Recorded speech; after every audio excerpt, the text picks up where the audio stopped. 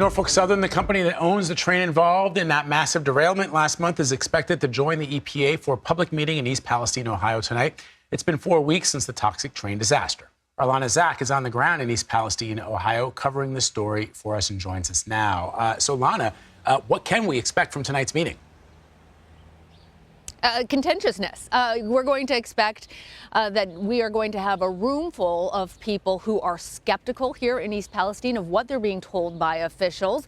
The EPA continues to say that they are testing the water, the soil, and the air, and that those results say that people can be here and they can continue to live their lives here. But what we're hearing from folks here on the ground, they don't feel like they can trust the government at this point. In addition, Norfolk Southern, as you said, Vlad, is expected to be here. You'll recall that last time the train company cited concerns about the safety of their workers and representatives, and so pulled out of that meeting. There is a lot of anger from the community about Norfolk Southern and their handling. They have pledged to fully clean up the disaster and invest in the community for the long term. But we'll see how that actually plays out later tonight. And, you know, as you know, members of the community who returned to their homes have started to complain about feeling sick. And it's not just them. The Teamsters Union sent a letter to the Transportation Secretary, Pete Buttigieg, saying that the rail workers that are down there at the site cleaning up, they're getting sick as well. Any response from officials?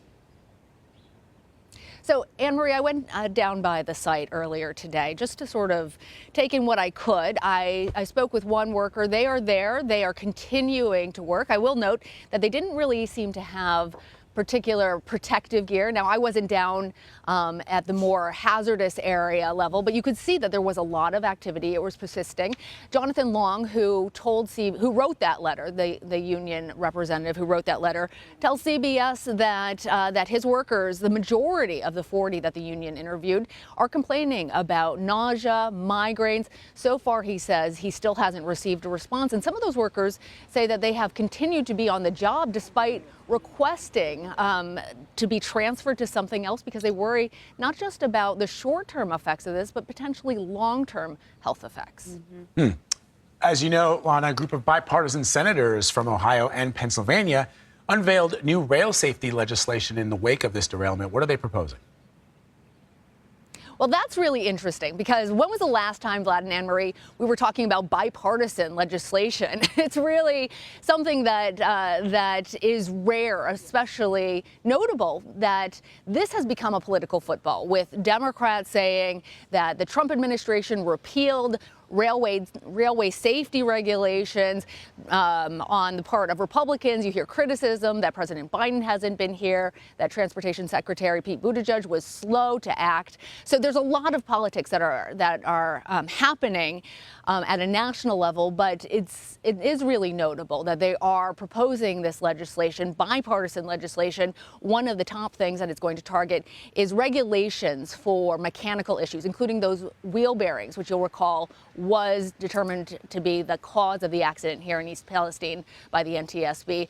There's also going to be requirements for at least 2 crew members to be on trains. So that added redundancy, they say, will be able to help prevent these types of disasters, to make sure that there's more than just one person who's at the wheel.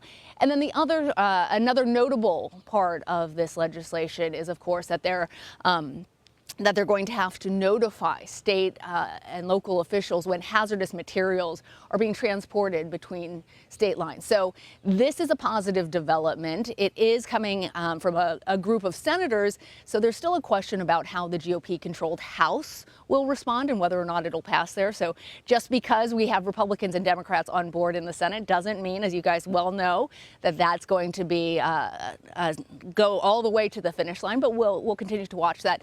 But before I let you guys go, I want to also note that there's another political war that's brewing, and that's about the contaminated waste and where it goes from here, because there have been sites that have been designated here in Ohio, but also in some other states, to be the receptacles for all this contaminated waste. And other states don't want to take it, other communities don't want to take it.